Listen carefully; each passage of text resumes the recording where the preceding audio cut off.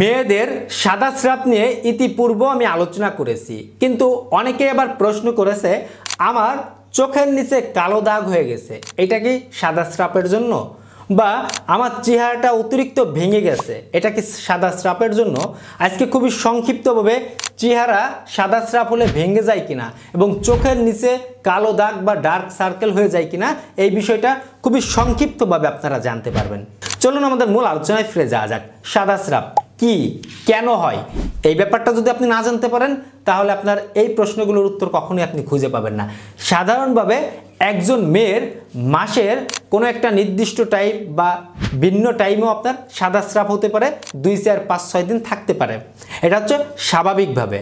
তবে যদি কোনো মেয়ের একটু বেশি পরিমাণে সাদা স্রাব হয়, যেমন মাসে 10-15 দিন থাকে বা কয়েকদিন আগে হয়েছে আবার নতুন করে শুরু হয়েছে, আবার যদি দেখা যাচ্ছে যখন হচ্ছে অতিরিক্ত মাত্রায় হচ্ছে, আবার দেখা যাচ্ছে যখন হচ্ছে একটু কালার পরিবর্তন হচ্ছে, গন্ধ হচ্ছে, বিশেষ জায়গায় ইচিং বা চুলকানি হচ্ছে, সে সকল ব্যক্তিদের জন্য বলতে চাই আপনারা নর্মালি একটু পদক্ষেপ নিতে হবে।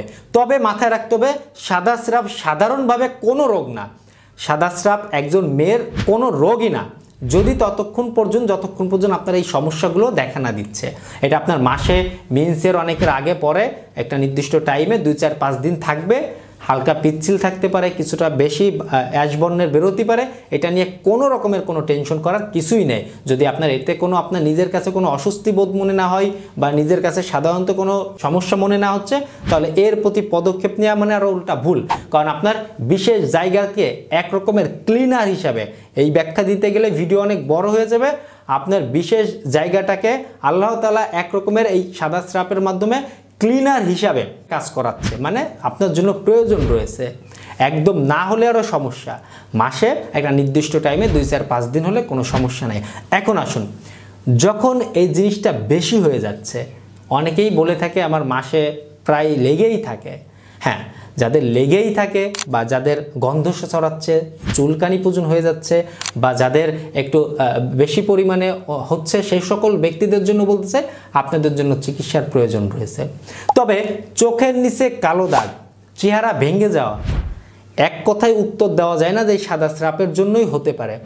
আপনার রাত্রের ঘুমের জন্য চোখের নিচে কালো দাগ হতে পারে। যদি আপনি লক্ষ্য করেন যে চোখের নিচে কালো দাগ হওয়ার আমার মধ্যে কোনো উপায় নেই, কোনো রকমের সমস্যা নেই, তাহলে ধরে নেওয়া যায়।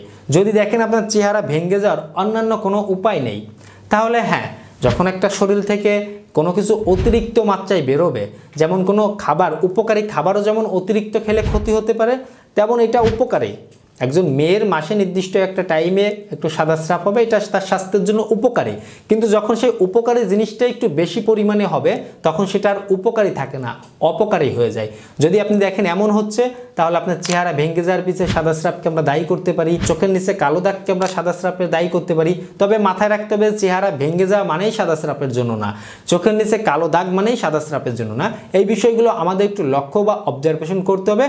প্রয়োজনে একজন চিকিৎসকের পরামর্শ নিয়ে আপনাকে বুঝতে হবে যে আপনার কেমন সাদা স্রাব, এর জন্য পদক্ষেপ নেবেন কিনা বা ওষুধ খাবেন কিনা। কিন্তু না জেনে শুনে, না বুঝে শুনে যেখান থেকে মৌখিকভাবে আপনি ওষুধ কিনে খাবেন আর এটাকে আপনি চাপিয়ে একদম টোটাল বন্ধ করে রাখবেন, এই ভুলটা করবেন না। আশা করি বিষয়টা অল্পের মধ্যেই বুঝতে পেরেছেন। ধন্যবাদ সবাইকে।